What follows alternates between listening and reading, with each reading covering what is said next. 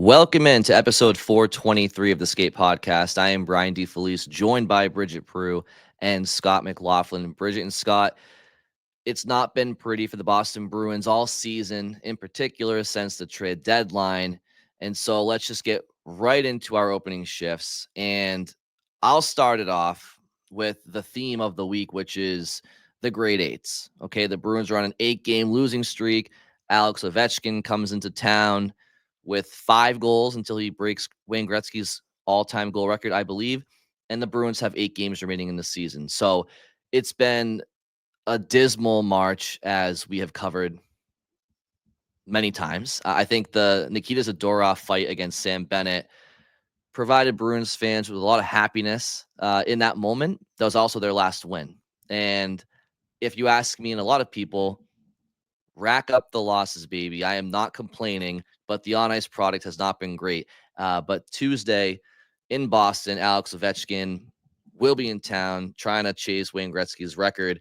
Bridget, somebody else may be in town as well in the Washington Capitals. Yeah, so my opening shift is a little bit of a college hockey pro crossover because we've all been enjoying the college hockey tournament. Scott, It was a great weekend for some of us. You know what? You cut me off when I was going to give you your props, and now I'm not going to do that. So, all right. So anyway, Boston College gets eliminated yesterday, and well, at the time we're recording this, it was Sunday night. BC loses to Denver, and so there's a few guys on that team that, as well as around the league, right? There's only 4 college teams left. That means a lot of guys who have already been knocked out are signing pro contracts. And one of the guys that everybody had their eyes on as soon as he was going to get knocked out was Ryan Leonard, and everyone was pretty sure he was going to sign. He signed, as of this recording, just a few minutes ago. And he'll be joining the Capitals to play his first NHL game against the Bruins at TD Garden. And he is from Amherst, Massachusetts, obviously played in college in Boston. And so kind of a cool way to start his career off as a pro. He was fantastic at Boston College in his time there, and he still might win a Hobie, even though he's already moved on and out of college. He's a top 10 finalist for the Hobie Baker as well. So I always like this time of year where you get to see whether or not college guys are going to stay, leave, what they do, how they impact their team's playoff run, if they're able to come in and help out right away. And he's a guy that I think a lot of us would say who watch college hockey is NHL ready. So it'll be interesting to see him get his first start against the Bruins. Yeah, and interesting to see how much he helps Washington. Obviously, that's a team going for a Stanley Cup. So he jumps. This isn't just, step in and get your feet wet and, see how the rest of the season goes. Like, the Capitals are looking at him as like, can you help us win a Stanley Cup? Like, are you going to stick, not only make your debut, but like, are you going to stick in the lineup and be an impact player for them, which he may very well be because he plays an NHL style. He's physical. He's a power forward. He's got a great shot. So if that all translates right away, like he's probably playing for them in the playoffs as well. Can I make one final point before you go to your opening shift, Scott? Sure. I feel like Washington is the perfect opponent this week that kind of touches on a lot of things we want to talk about in this episode. And Ryan Leonard factors into that, and the whole like quick rebuild retool conversation that we've been having. Now people are going to get a chance to see what that looks like on the ice when they watch Washington take on the Bruins, because the Capitals are kind of the prototypical team that people have been talking about in terms of a model for a quick rebuild. And you'll see guys that are high draft picks from recently, but you'll also see what they've been able to do and put the pieces around the team. And we're just going to get to see firsthand, hopefully, what the Bruins can do in 2 years or so and to get themselves back in. Yeah, it's funny you say that. Like, I was actually considering that as an opening shift because just to give people a heads up on our schedule, we are not going to be doing an episode after the Capitals game. Bridget and I have a quick turnaround to take off the next day up to Montreal. So our next episode will probably be later this week after both games, after the Washington and Montreal games. But yeah, there's a lot of meat on that bone in terms of looking at the Capitals and seeing them as a blueprint for the Bruins to try to follow. My actual opening shift is an update on Charlie McAvoy. So as we're recording Monday afternoon, I just got back to the office from Bruins practice, and Charlie McAvoy ditched the no contact jersey and took, I would say, some very light contact. It wasn't a heavy contact practice, so but nonetheless, he was able to take some contact. Joe Sacco said afterwards that he got cleared for what he called initial contact. Still no timeline for his return. He's not going to play Tuesday, but this is always a big step for guys coming back from injury, especially something like a shoulder injury, is start to take some hits, start to throw some hits, battle in corners. Like, there's only so much of that you can do in practice. So, like, there's always going to be that final step of when he actually gets into a game, and it's game contact, which is different than practice contact. But this is an important step, and he has the goal to play before this season's over. And we can discuss, like, should they just hold him out and tank? And I don't really think teams do that. It sounds like if McAvoy gets cleared to play, he's gonna play. He wants to play. He said he thinks it's important for him to play and to show guys that basically that he's still going all out to try to play and try to help this team. You can see how something like that, would trickle down to other guys saying, like, well, if McAvoy's not giving up, like, we can't, just roll over and give up these last 8 games. Well, let's just start right there, Scott, because I will be on the side of the fence that thinks they should shut him down. And I understand the benefit of showing your teammates, I'm in this with you guys until the end. But to me, it's a bit of, you got to see the forest through the trees situation right now. And rushing Charlie McAvoy, who after the practice, Scott mentioned to you and other media members that he's still dealing with a little bit of pain management. And so there's no reason to rush him back for a team that's not even in playoff contention. If they were really battling for a playoff spot and they thought this team had a chance to make some noise, that's one thing. This team is, as we're going to discuss and have been discussing, they are bound for hopefully a top 5 pick in the draft. Shut him down. It makes zero sense from a health perspective to rush him back. Well, so here's where I'm going to push back. They're not going to rush him back. Like, there's not going to be any rushing. Charlie McAvoy isn't playing if his shoulder is 75% healed. Like, he's only playing if they go through every step, it gets full clearance, and it's like there's literally no other than, hey, just tank and hold him out. There's like physically no reason for him not to play. Like, if they get to that point, he's gonna play. I really don't think they're going to rush it or allow him to play at like any percentage where he could potentially re-injure it or have it linger longer into the summer. But it does just feel like we're so close to the end of the year that it feels like maybe just call it, like it's going to be maybe a game or two, or it's not going to be a lot of time, though he did just get cleared. So that makes you think maybe he's a little bit closer, though he wouldn't say that there's a definitive timeline to come back. And I got the sense that it's a hopeful thing rather than a definite thing that he'll be able to get any time back on the ice, just based on how he spoke about it and also how serious it turned out to be.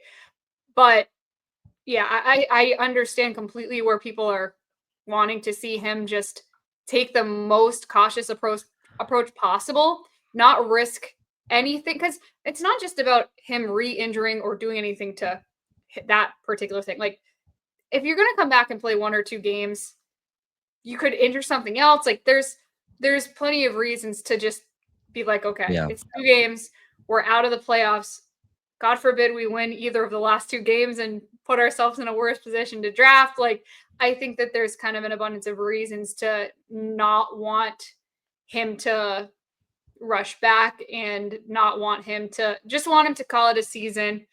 Yeah. See you next year. Be around the team. Try to do as much as you can with the team and be there vocally, but not necessarily on the ice to risk anything. Or when you're tanking and you get your best defenseman back, that might not work out so great with your. Well, then shut down Pasternak, Geeky, and Zaka too. Like any of them might get hurt. Yeah, I mean, hey, I would do that if I were them. But the difference is McAvoy actually has an injury that they can point to say this is why. It would look way too suspicious if Pasternak is just randomly out for the season now.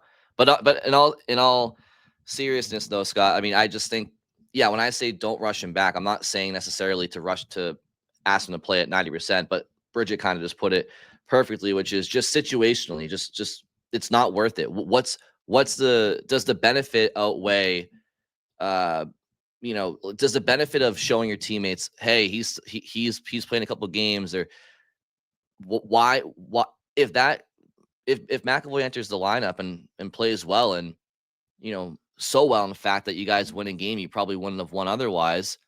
Oh, that's great. Enjoy the 8th pick now instead of the 5th. I just don't, from a big picture perspective, it makes zero sense to me. Just rest them. Done. So I get it, but I'm by my nature an anti-tank person, and I just think like if guys can play, they play. Like that's their job. That's what they get paid to do. And that's what they want to do. And Charlie McAvoy is a team leader who has talked about the fact that it's hard to lead when you're not playing, when you're not in the fight, as he says. Like, if he thinks it's important to be out there and to get back to game action and to be able to battle with his teammates and lead that way, like, I think there's value in that. Like, I think there's value in trying to find something in the room, culturally, on the ice, for players to feel good about. Like, I know, yeah, organizationally and in terms of fan interest, yeah, like everyone's like, sure, get the highest pick possible, right? Like we all understand the value of that. But I also think there's 22 guys in that room on the ice every day who are still trying to build something to feel good about heading into the off season.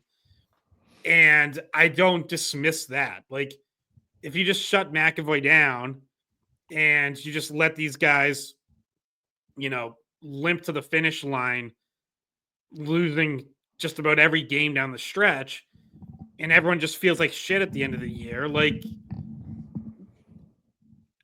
I don't think that's great culturally. Like I think that can potentially do lasting damage, just like picking 8th instead of 5th could have lasting damage. Like there's pros and cons to all of this. And I know, I think I'm in the minority here, because I definitely think more fans think like you guys do, is like, hey, just keep them healthy and get the higher pick. Like, what's the downside? I'm just saying, like, I understand like that in the room perspective that players feel and that Charlie McAvoy feels in terms of why there is an importance to him getting back out there as well. By the way, Scott, you on Sunday were much more pro tank than you're claiming to be now. Not pro tank. No, as a content creator, I'm excited about the possibility of a top 5 pick. Semantics. Listen, I'll just say this, and Scott, I appreciate you looking at things from both sides of the aisle here. I couldn't disagree more on that philosophy of with 8 games remaining to bring your top defenseman back in, who's been out of the lineup for a couple of months already, putting him back into game action and potentially getting hurt in a different way, or helping the team win, and now you're losing draft positioning. And I'll be honest, I can promise you guys that McAvoy coming back for a couple of games and showing his teammates, this is, I'm such a soldier. Well, okay, well, you've been out of the lineup for a couple of months. We've been going through this by ourselves already. We got a week and a half left. We're fine, Charlie. We're not going to hold anything against you. It's not going to create some incredible culture if Charlie McAvoy comes back for 8 games and they go down to the 12th pick. Yeah, like I'm not saying it's going to change everything. I'm saying it all matters. I'm saying there's some level of importance to it. Like, so let me ask you this. Would you shut him down even from practice? No, I wouldn't shut him down from practice, not at all. But I don't want him Well, in. okay, I don't want him so what if affecting the he's game. what if he's practicing and he looks great and his teammates are going, "Wait, why is he not playing?" Yeah. What I will say, Scott, is that I think that right now the Bruins are in a position that doesn't come around very often, where you have an opportunity to draft in the top 5, and I don't want them to F it up. Like I don't want them back in this position next year. So I want them to get the highest draft pick as possible that can help this team turn around. If Charlie McAvoy is out on the practice ice and in the locker room with the guys, that's great. I don't want him going out on the ice and helping the Bruins, win a couple of games that they may not have won otherwise, because I'm telling you, the points matter. Like, it's going to come down to the wire between who gets that 4th, 5th, 6th pick. And if McAvoy plays and the Bruins end up with the 7th or 8th pick, because what? Like, it has the possibility to set the team back even further. And it's not worth it to me, because in a draft like this, where everybody is saying that it's not the deepest draft and there's tiers in the top 10, I want the Bruins as close as possible to getting the best player that they can get. And I understand there's value to showing your teammates, hey, I'm in this with you guys. But you know what? Too much has happened at this point in the season. This locker room has been, disjointed since training camp last year, and nothing is going to be rectified in the next couple of weeks. I'm not suggesting that you're saying that, but so much has to happen over the summertime. McAvoy and Pasternak got to sit down together.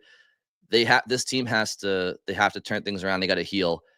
It doesn't need to happen right now. It just doesn't. And I know you're kind of playing both aisles here just for the sake of argument, but to me, I think it's the most irresponsible thing to put McAvoy back in the lineup. And honestly, Scott, some of the audio you sent over and the audio after practice, I don't know if the Bruins are too quick to put him back into the lineup. There was a lot of vagueness in their answers, and Yeah, they're not gonna be, which is why I said, like, they're not gonna rush him back. There's no rushing. but even if he's 200% ready to go, I don't think they should put him back in. The world doesn't have to know he's 200% healthy. They can keep this under the radar and play out the string the last 8 games. This team went on a West Coast road trip just now and got absolutely spanked by some of the worst teams in hockey. They can endure it for a couple of more weeks here and then go off into the summer and go on to the Bahamas, wherever they're going, to get away from the game for a little bit. And doesn't matter. We have a top 5 pick. It's not the worst thing in the world. Ultimately, your team is better if you just play it conservatively. Like, your team is I shouldn't say better right now, better in the future, whether that be a guy that comes in next year, the year after, whatever.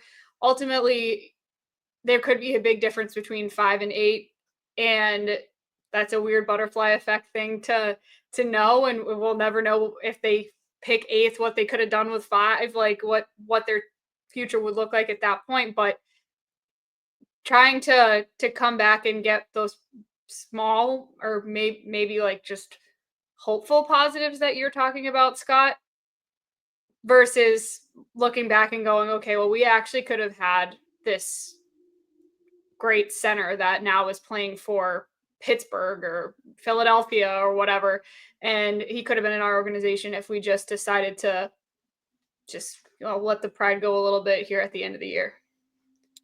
Or Roger McQueen goes 8th and ends up being better than Anton Frundell, who goes 5th. Yeah, because of dumb luck. Honestly, like it's. I'd rather, like, you can never get mad at a team. But I mean, like, that happens a lot. Like, every year there's someone who goes outside the top 5, or I guess I haven't gone through it all, but I'm going to guess most years there's someone who goes outside the top 5 who's better than someone inside the top 5. Like, there's no guarantee. Like, I get it. Obviously, you want to have your pick of guys. You don't want to just be left with whatever is left on the board. But yeah, I mean, finishing lower in the standings also doesn't guarantee your future's better than if you picked 2 or 3 picks later. There's never any guarantees in life, but what you can do is try to put yourself in the best situation possible. The best situation possible for the Bruins is to put themselves as close to the top of the draft as they can, because you know what? If they finish fifth, it's not even so much that they finish fifth. Their odds of getting to top 3 in the lottery is that much higher than if you're at 9th or 10th. So The NHL is going to rig it for them anyways. I hope already told so. you guys this. I hope so. But also, what I would also say, Scott, is again, I don't want the Bruins in this situation next year because it sucks to watch this. I want them. They're here. They got here on their own. McAvoy's been out of the lineup a lot this year. The locker, Brad Marchand's. Listen, everything that could have gone wrong for this team has gone wrong. It's okay to put McAvoy on a shelf for a little bit here, and I don't want them back in this position. And I just feel like it's short-sighted if the Bruins have the ability to play McAvoy, and they do, because they want the locker room to feel something nice for a couple of days before they go off for 6 months until next year. And also, not for nothing, like some of those guys that they added at the trade deadline are not going to be here next year. Like this isn't the team they're going to put on the ice next year. So some of those people that he needs to build relationships with aren't even on the roster yet. And some of the guys who he could be building relationships with now aren't going to be on the roster when next year starts. Well, and look at a guy that has been around. Like, for example, like Johnny Beecher. He's an RFA, right? Like, I don't know what his future holds, but to be honest with you guys, it doesn't really matter to me what Johnny Beecher thinks in these next couple of weeks, because I don't think he's part of this long-term future anyway. So I just feel like if the Bruins try to play McAvoy and it hurts their draft positioning because he plays well and they win a few games, then you're just hurting your cause, which is you're trying to get as good as you can quickly. And I would rather McAvoy and Pastrnak get a top 5 draft pick to their organization to help this rebuild or retool as quick as possible, even if the guy takes a year, than to drop down because I want the Bruins to not be in purgatory for so long. And I just feel like potentially having a worse draft position this June when you're in this spot rarely ever is just silly. And that's the type of mindset that could help you, or that could make you stay in this situation for multiple years, that I don't think McAvoy and Pastrnak want to be a part of. They would much rather have a higher draft pick than not, because they know what's best for them and the organization. And I don't want the Bruins to get into a situation where this rebuild is just kind of their tires are just rolling in the snow or in mud. And then you get to a point in a year or two where McAvoy and Pastrnak look around and they're like, you know what? We're still at the bottom of the league. We might want out of here. And I just think that you're in a situation now. Take advantage of it. It's not that hard to do. McAvoy's already hurt. You got 8 games left, and go from there. I just think it's silly to try to hurt your draft chances. This season's been so bad, guys. Why now on paper try to win a couple of games? And I'm not. And Scott, listen, I know that the players and the coaches, they have a job to do. They're not going on the ice trying to lose. I get that. But from a managerial perspective, on paper, you could try to do a couple of things here and there to make it tougher for them to win. And I get it. They're professionals, but we all know what's best for this team right now. Yeah, I would say they've already done a very successful job of that. Yeah. I mean, they traded away 4 regulars. They keep rolling out Patrick Brown and Vinny Lettieri, and exactly. Lean into it. Why bring McAvoy back? There's no need. Charlie, you and your wife have a great summer. You just had your newborn baby. Go enjoy the off season. We'll see you back when we get some free agents and we know what we're doing next year. Do you think there's any chance the Bruins are a Stanley Cup contender next season? No. I mean, no. I mean, so much has to happen, but I mean, no. No. Then why not shut down McAvoy and Pastrnak for all of next season, tank, and get Gavin McKenna, who is way better than anyone in this draft and might actually be the next Connor McDavid? Because then you have McAvoy and Pastrnak asking for a trade. And they won't be around for anything. You don't think Pastrnak wants to play on a line with Gavin McKenna? I don't Just think send him some highlights. Listen, look, nobody can guarantee a Stanley Cup before a season. I mean, the Bruins have 1 cup in the last 50 years. How many years were they contenders? So when you ask that question right now in March, if what they're ceiling is next year, he's just trying to be a pain in the ass, and I can see. Look at his face. I am. What's your point? What's your point in asking that? That if you're gonna go in on tanking, then really lean in and tank next year too. Yeah, get the actual generational. I don't think a team should tank heading into a season. I think you have to see how the year plays out and go from there. So, yeah, that's what I would say. And look, like, you can sit there and say Bergeron and Krejci went through a couple of years, and Marchand in the middle of their careers, or just past the midway point, where they missed the playoffs a couple of times, but they missed those playoffs on the last day of the season. You cannot expect McAvoy and Pastrnak to go through multiple years of knowing that they're going to tank or suck, and expect them to want to stick around as they approach their early 30s. All I'm telling you guys is that this year they organically have been one of the worst teams in hockey. They leaned into it at the deadline. They've done and just continually lean into it until the season ends. That's that. And then we'll address the summer moves and the personnel as we move along. I mean, I don't know what the roster looks like next year. I have no idea. I mean, you have McAvoy coming back full time, Lindholm coming back full time. Let's see what the roster looks like. I mean, there's been teams where, just because, listen, the three of us sat here on the podcast earlier this season and all said that they were going pretty far. That didn't work out too well. So our predictions clearly mean shit.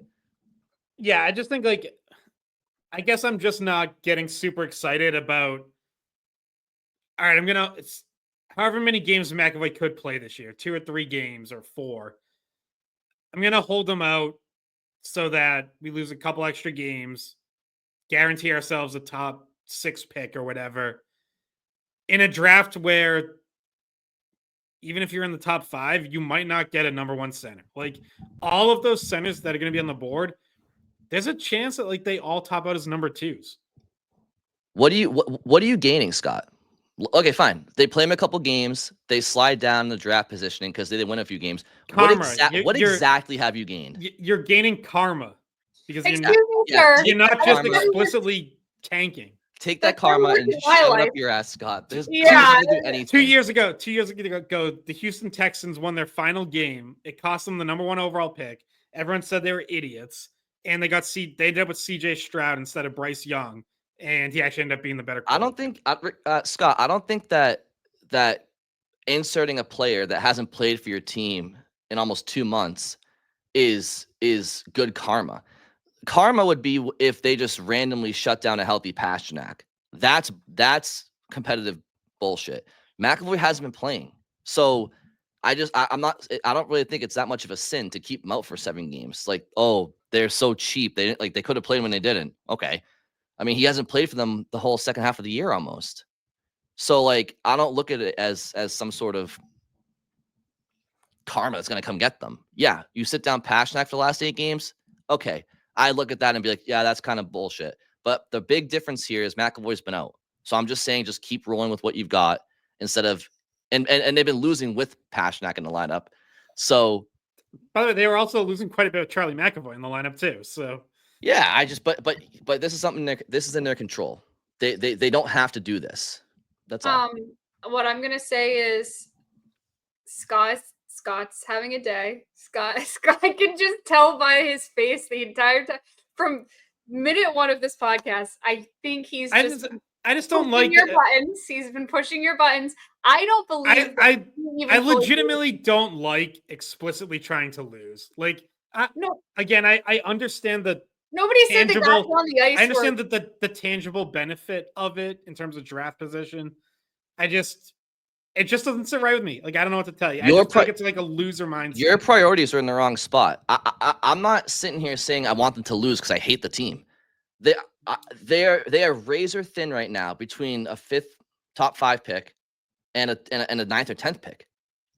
I don't understand why it's so controversial to sit here and look at one of the worst Boston Bruins teams of my lifetime right now and want them to not be in this position again next year.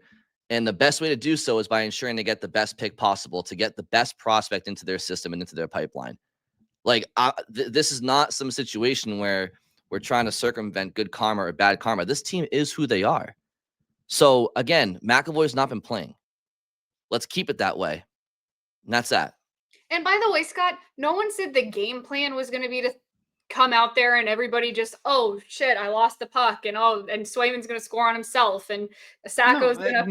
No one thinks that. Yeah, no, players are never going to tank. Exactly. So it's not.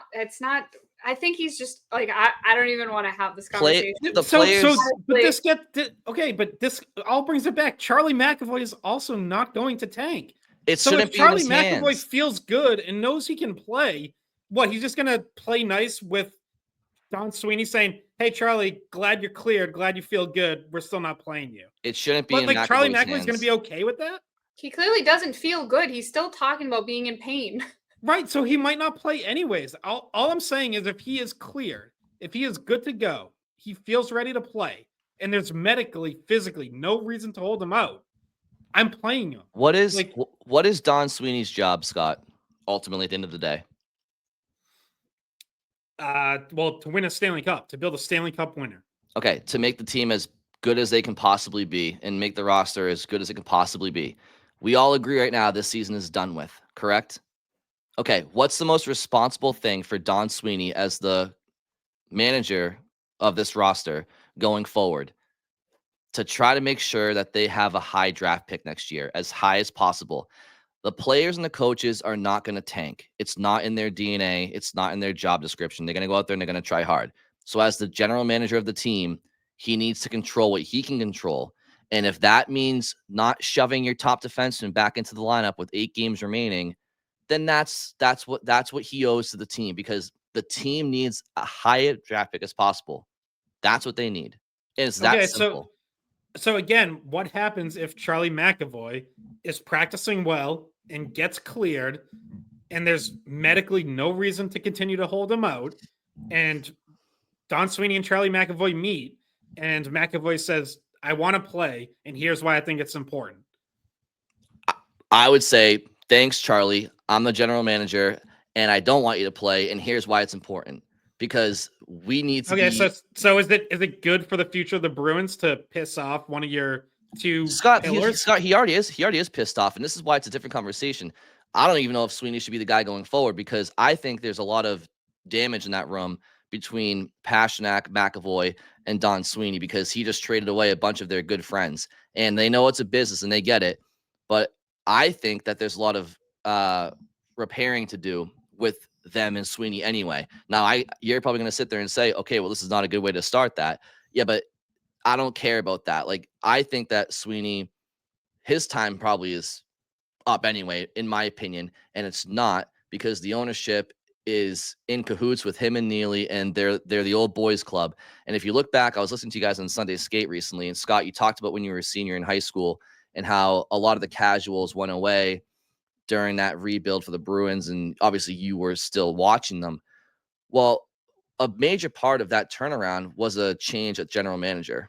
Okay, like O'Connell goes out, Chiarelli comes in, and ownership had the ability then to make a general manager change. They obviously fired Peter Chiarelli when they missed the playoffs a couple times, brought in Sweeney, but something feels different. Something feels very Harry Sindony about this current rapport between ownership, Sweeney, and Neely.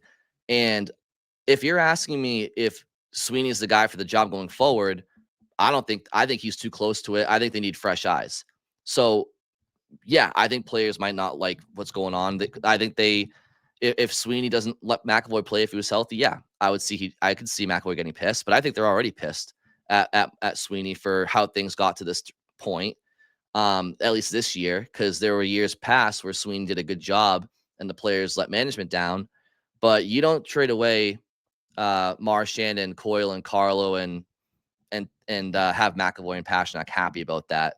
So I think it's a different conversation about the players being happy with the manager and if the manager should go or not. But right now, but the thing is, he's not going anywhere, because we all know this. Jacobs made those comments. Sweeney's not going anywhere, which is why I'm just saying, at the end of the day, Don Sweeney has to put the team in the best chance he can moving forward.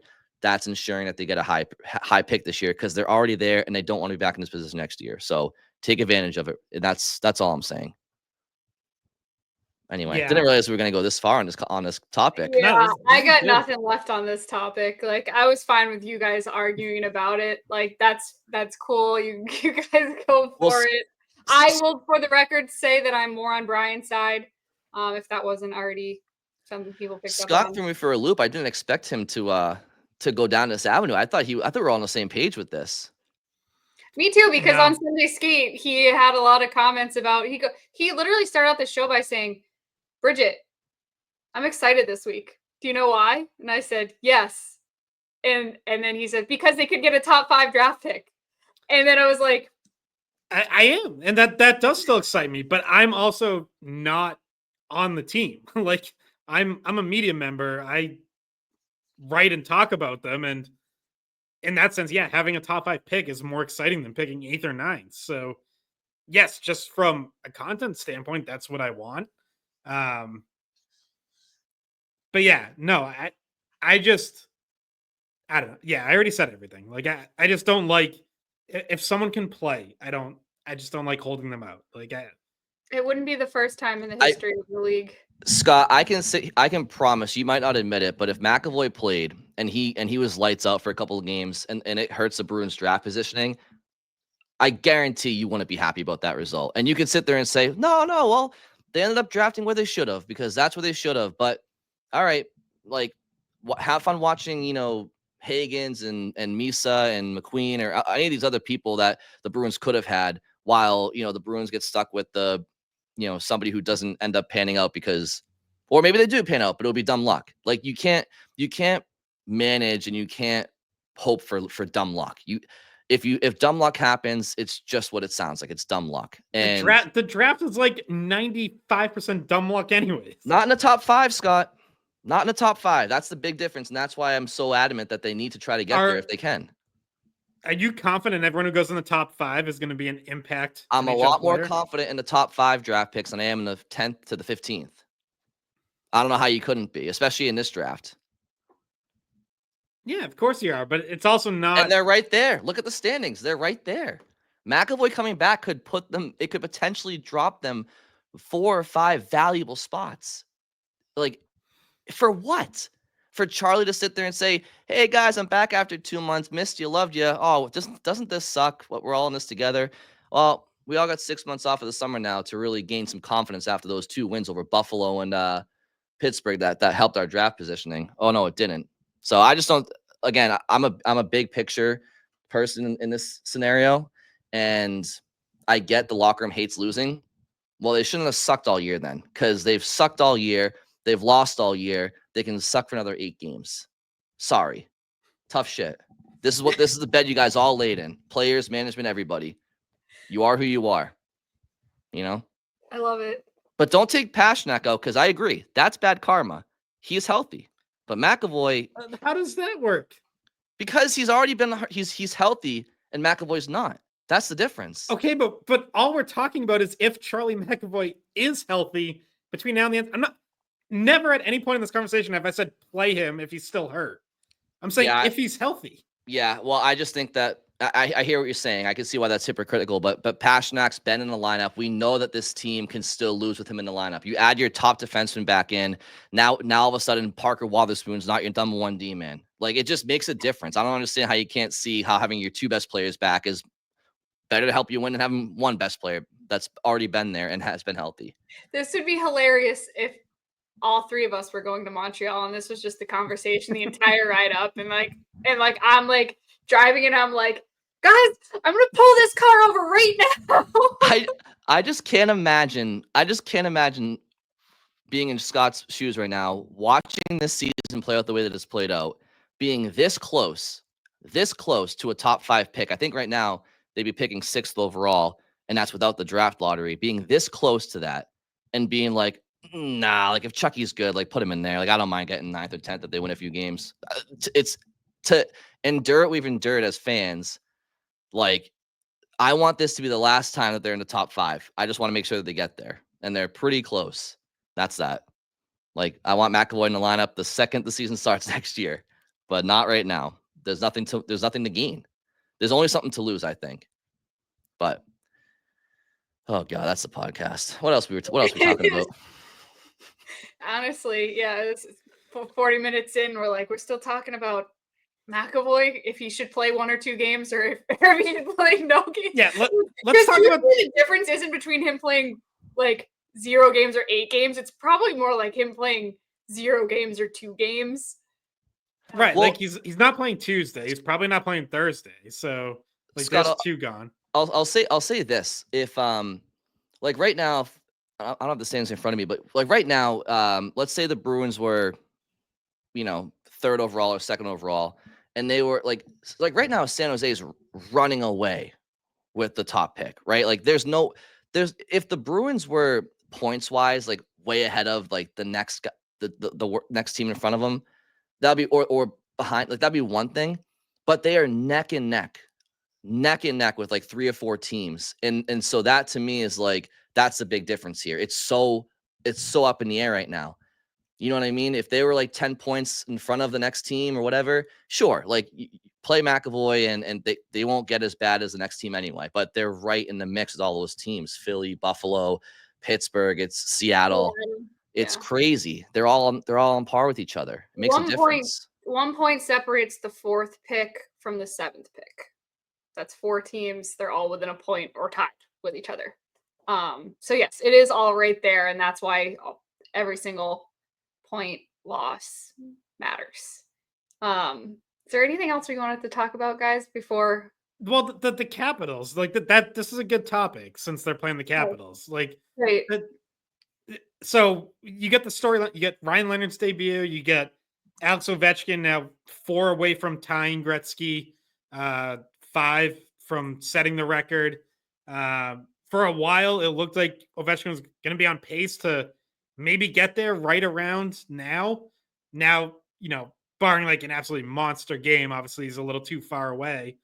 But yeah, the Capitals are the model of retool on the fly.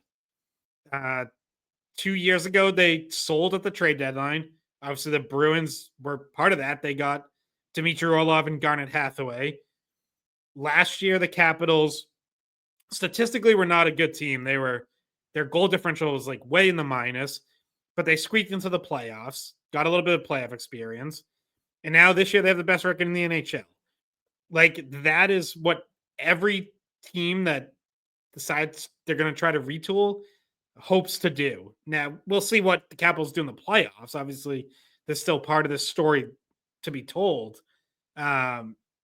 But yeah, I mean, it's something that Saka was asked about at Monday's practice, and he said, like, yeah, you saw them get the playoff experience last year, find a way to just get in, right? So, like, if you're the Bruins, that would be next year would be the year that you just squeak in, get some experience.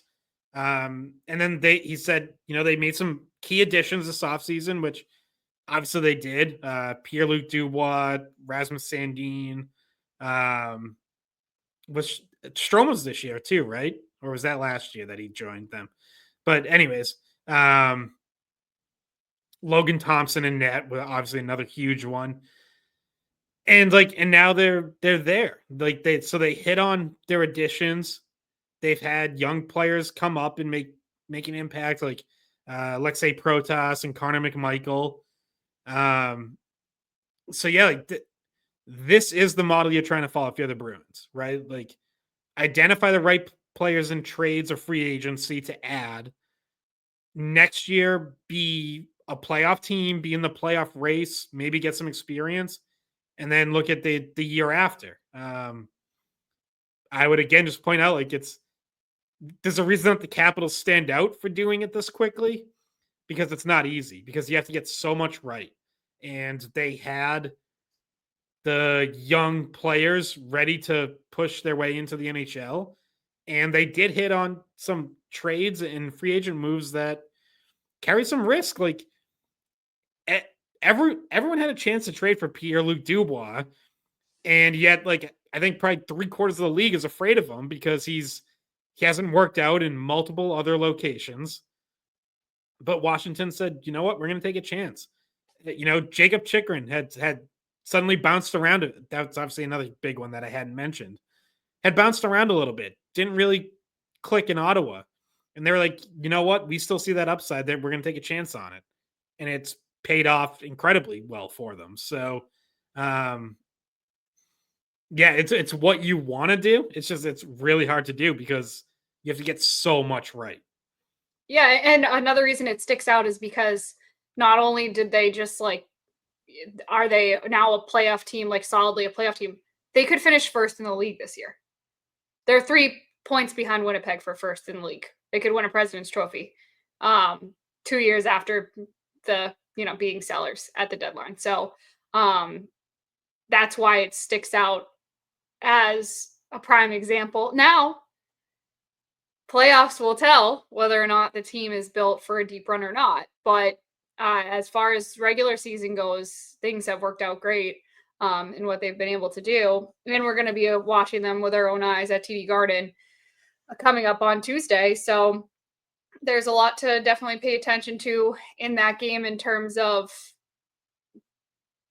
watching Washington as well, and what kind of a balanced team they were able to put together after being in a similar situation that the Bruins are now. The only main difference is that last year the Capitals picked 17th in the draft. Top 5 pick helps that even quicker for the Bruins. Now, I don't think that pick would even play next year, but generally speaking, yeah. As far as how the Capitals did it last offseason, literally a lot had to go right. That would be the perfect situation for the Bruins. That's going to be tough to emulate.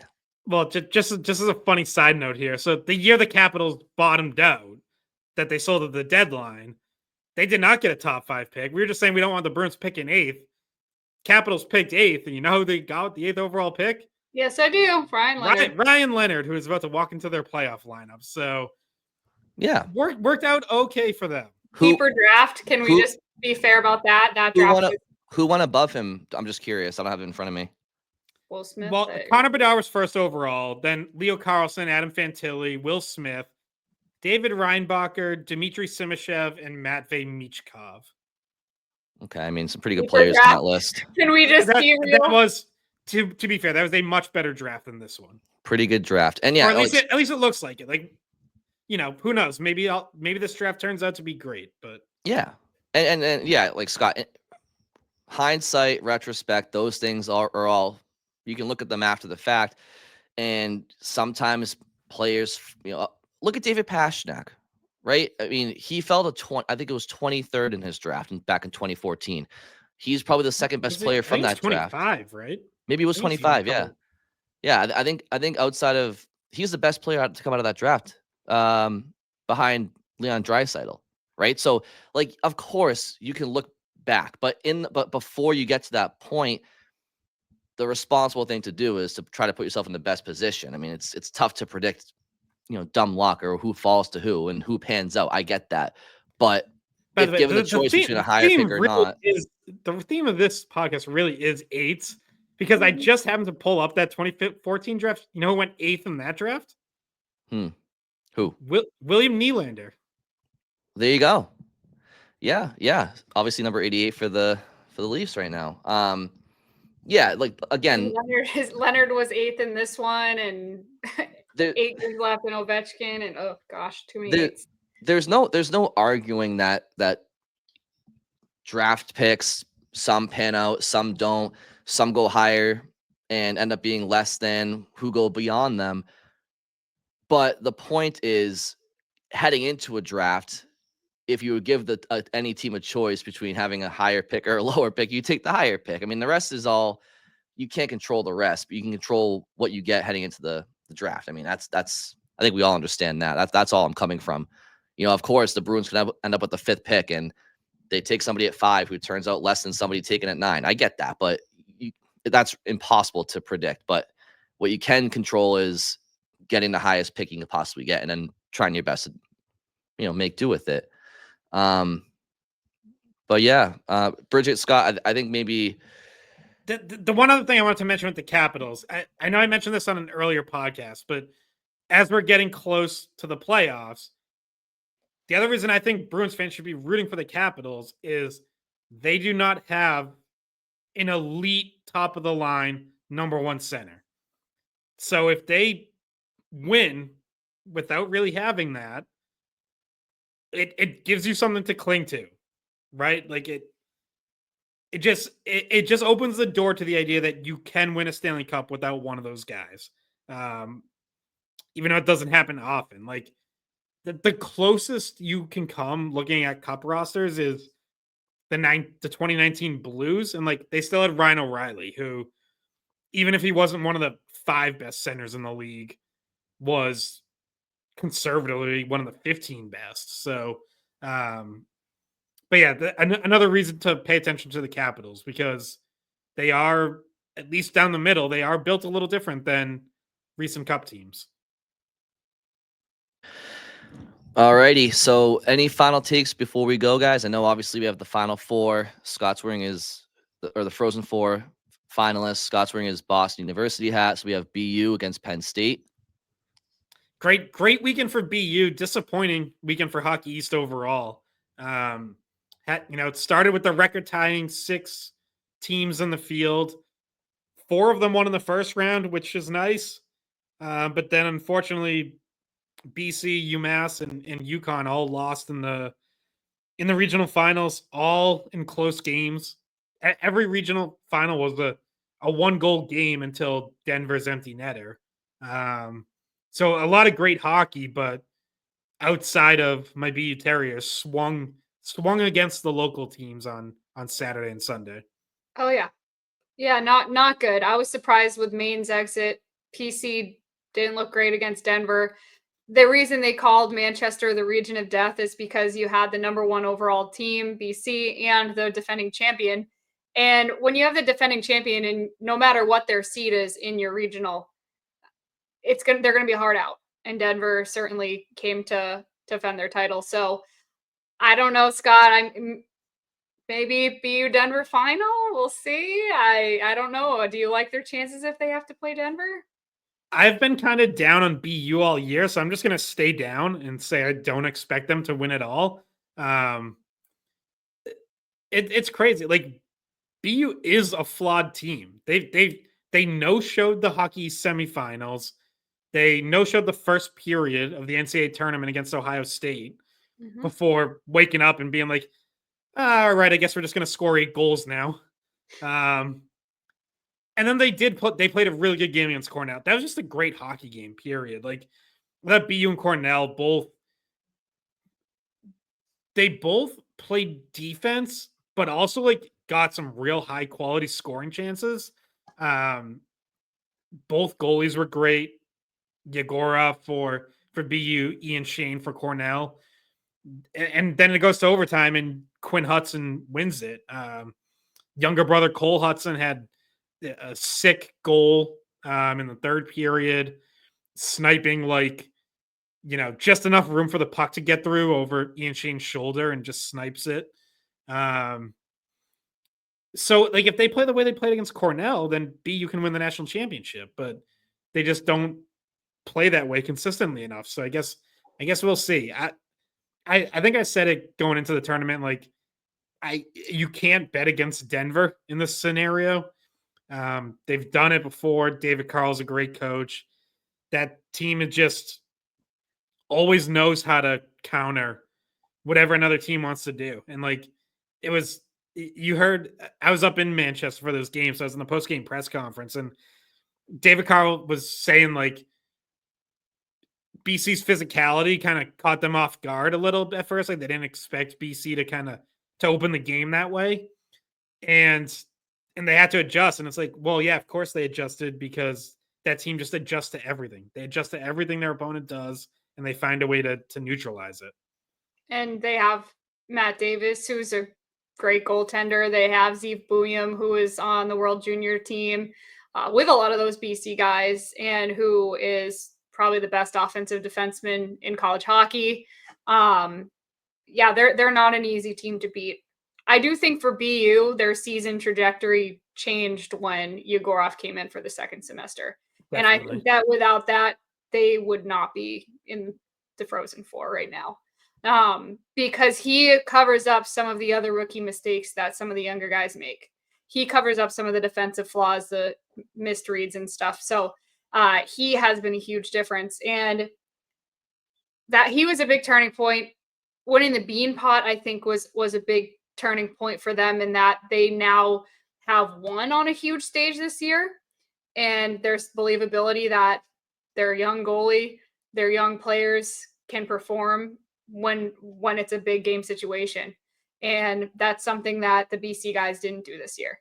And you know that no team of the 4 Beanpot schools, no team that's lost the Beanpot has ever gone on to win the national title since the Beanpot started. So that would mean that BU is the only team that had a chance based on past odds and history to go on and win. Yeah, when it comes down to the last couple of years for BC, pretty disappointing when it comes to the postseason. I think I saw somewhere that they had like a record of like 61, 14, and maybe a couple of ties or something like that, or overtime losses in the last 2 years. But their Beanpot and NCAA postseason success has been pretty small. So I don't know if they're gonna take a few steps back next year. Obviously, you're losing Leonard and Perrault, and obviously we got Dean Letourneau to carry the torch. But carry the torch right to 10th in Hockey East. Technically, I don't think Perrault has signed yet. Now, by the time that we finish recording, maybe he has. Yeah, he's expected to. It's our report on Monday.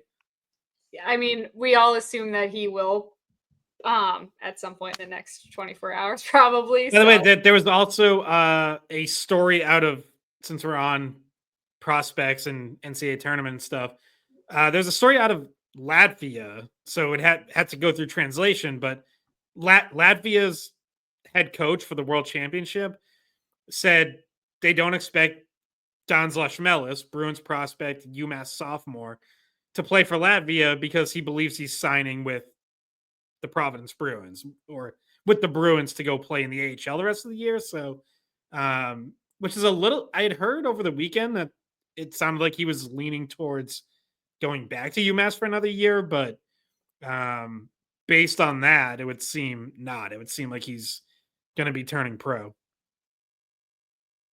Well, they're out, so that could happen any day now. Yep. We'll keep an eye on that. Obviously, I was joking about Dean Letourneau carrying BC. He's got a long ways to go. But Teddy Stiga, and maybe James Higgins if they come back for a second year. Yeah, I was gonna say I have to log off for a meeting right now, but yeah, we can definitely talk about Letourneau at some point. Riveting stuff. All right, thank you all very much for listening. We'll talk to you soon. Hey guys, thanks for watching the Skate Podcast. If you want to see more of our videos, visit our playlist. Not in front of a screen? You can listen to us on Spotify, Apple Podcasts, or wherever you get your podcasts. Don't forget to follow us on social media. And if you enjoyed this video, please don't forget to give us a thumbs up, subscribe to our channel, and leave a comment.